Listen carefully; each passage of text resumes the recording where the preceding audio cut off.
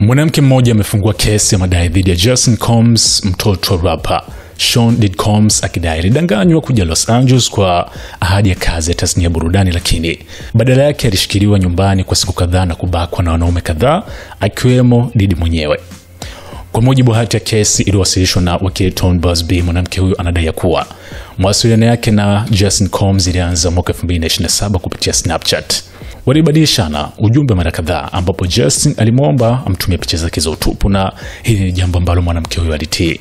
Baada ya hapo, Justin Combs alimwalika Los Angeles kwa weekend moja, akimwambia kuwa atamsaidia kupata kazi kwa kutumia mitandao yake na ya babake maarufu.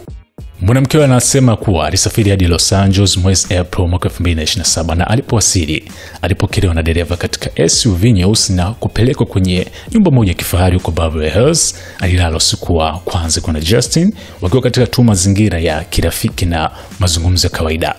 Hata hivyo, hali ilibadilika siku ya Jumamosi. Mwanamke huyo anasema hakuruhusiwa kutoka nje ya nyumba, na alipouliza ni lini wangeondoka, Justin alimjibu kwa ukali, hapana.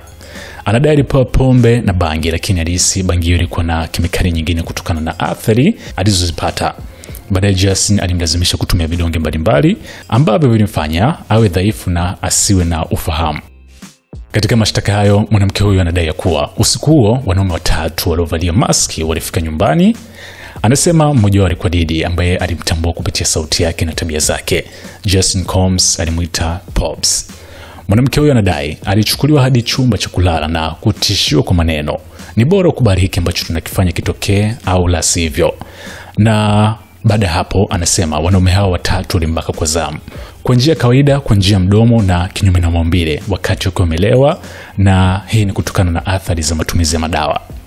Tukio la ubakaji wa pamoja, anasema, ulianza usiku wa Jumamosi hadi angalau mchana wa Jumapili. Siku ya Jumatatu pia alirudishwa kwenye uwanja wa ndege na kuachwa. Anadai kuwa wakati wote tukio hilo na hata baadaye, Justin aliendelea kumshawishi na kumtishia kutumia picha alizomtumia kupitia Snapchat pamoja na ahadi ya kazi kwenye television ili amnyamazishe. Mwanamke huyo sasa anawashtaki Justin na Diddy kwa makosa ya ubakaji, unyanyasaji wa kijinsia, ukatili wa kijinsia na uhalifu wa kijinsia dhidi ya mwanamke.